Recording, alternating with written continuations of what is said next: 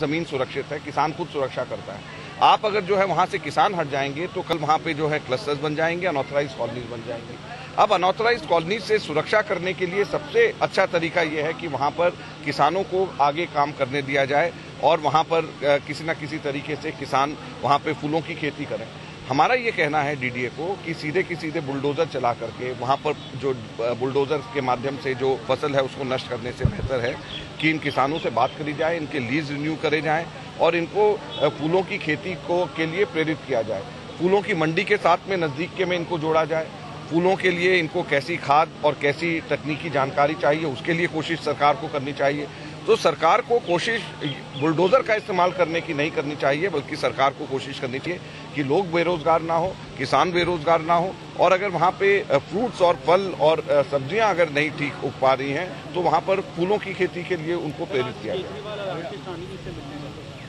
आडवाणी जी से केजरीवाल मिलने जा रहे हैं, ये उन लोगों को इससे आश्चर्य होगा जो नहीं जानते हैं कि केजरीवाल जी के पुराने आरएसएस और आडवाणी जी से कितने घनिष्ठ हैं।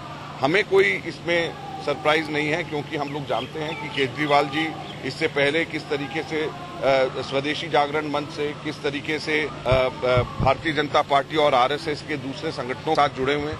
और यही नहीं, जो भी जितने भी अन्ना हजारे के मूवमेंट जितने भी लोग हैं वो सबके सब लोग तो बीजेपी में चले गए हैं। तो अब केजरीवाल जी अकेले बचे हैं, वो भी आडवाणी जी की शरण में जा रहे हैं, वो बीजेपी के में चले जाएंगे।